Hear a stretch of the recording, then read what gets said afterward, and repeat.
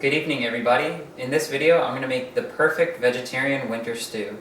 The ingredients that you will use for this stew include 1/2 head of cabbage, 1/2 head of cauliflower, a few carrots, lentils, split peas or garbanzo beans,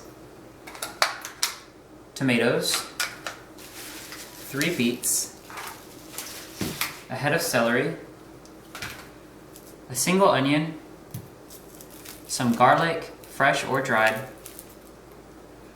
better than bouillon, and curry paste. I also use rice and spice.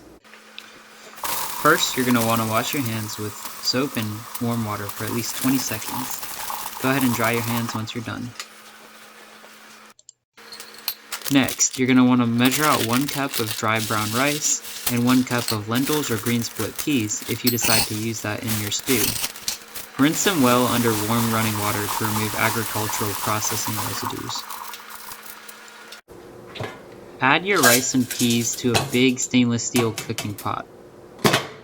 Next, you're going to rinse off your vegetables under warm running water with an all-natural plant-based cleaning solution. Rinse your cabbage and take off the outer layer. Then, rinse your celery, getting in between the different stalks. Lastly, rinse off those dirty beets. I prefer to wash the beets and carrots rather than peeling off the outer layer, because this outer layer carries a lot of nutrients. Grab a knife and make sure it's nice and sharp before you start chopping vegetables.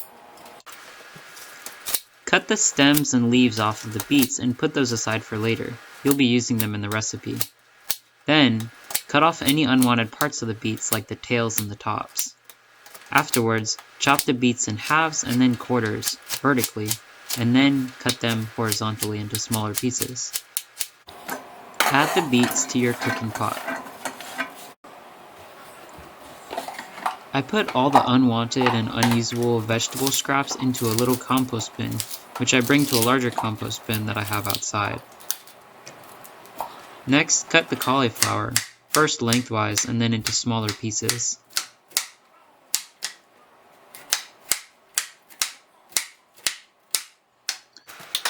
Throw those chopped cauliflower pieces into the big pot. Next, chop up your carrots. First, I chop them lengthwise just to make the big, thick pieces thinner. Be careful not to cut your fingers here. Then, line up all your carrots and cut them across, into small pieces.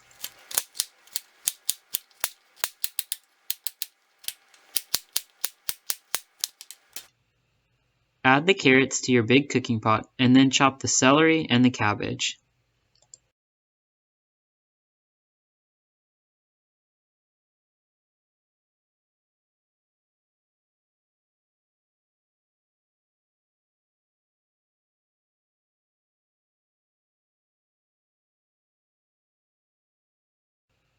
Once you've chopped up the cabbage a good bit, crush it with your hands and then chop it some more.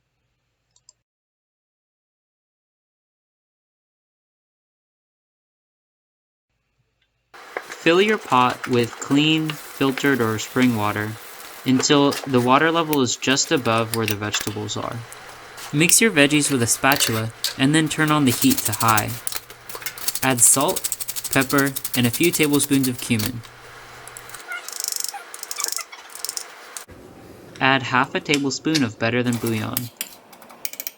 Mix up your veggies one more time with the bouillon and then keep them covered. Cut the onion in half to make it easier to take the skin off, and then cut off the roots. Next, my favorite part, removing the skin of an onion. Chop the half onion in one direction, and then turn it 90 degrees and chop it the other direction. Do the same on the other half onion.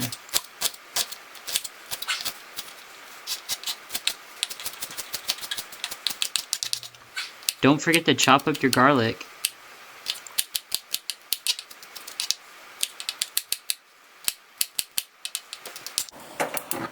Heat up a cast iron or stainless steel pan and then add an oil of your choice. Once the oil in your pan gets hot, add the onions and garlic. Stir it around a bit and allow the onions to caramelize. Next, remove the beet stems from the beet greens, which you'll put aside and save for last. Chop up the beet stems nice and fine so that they're easier to eat. Add the chopped beet stems to the water as it's heating up, mix it with the rest of the vegetables, and then put a lid back on the pot. Your onions have caramelized when they've turned nice and golden brown. Once the onions have caramelized, you can add them to the pot with the rest of the vegetables and stir it in.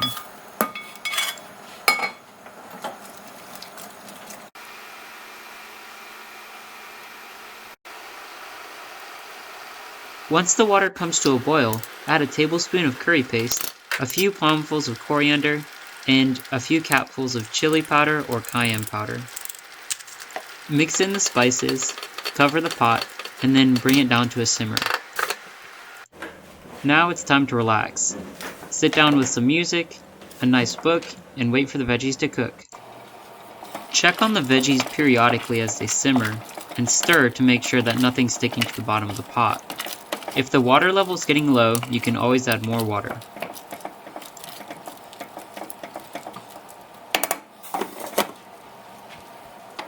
The stew is almost done cooking when the rice, peas, and vegetables are soft. If you're using canned chickpeas, add them now. Chop up the beet greens nice and fine and then crush them with your hands. Put them in your strainer and then rinse them one more time under hot running water. Add the beet greens to the stew and then bring the stove down to the lowest temperature it can go. Chop your tomatoes into halves, quarters, or as small of pieces as you'd like. Add your tomatoes to the stew and then mix them in well. You can add some more fresh spinach or other greens of your choice if you'd like.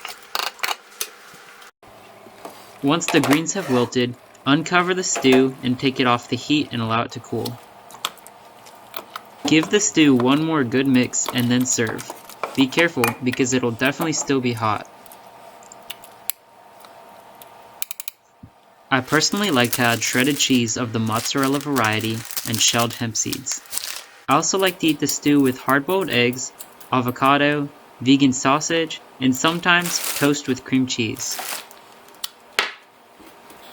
You can also add fresh herbs such as thyme or add sprouts. Lastly, add a little more salt and pepper and enjoy. Add the leftovers to a glass, ceramic, or plastic Tupperware. The stew may stay hot for hours, so you can just cover it and leave it overnight. Alright folks, take care and I hope you enjoy it. Thanks for joining me tonight.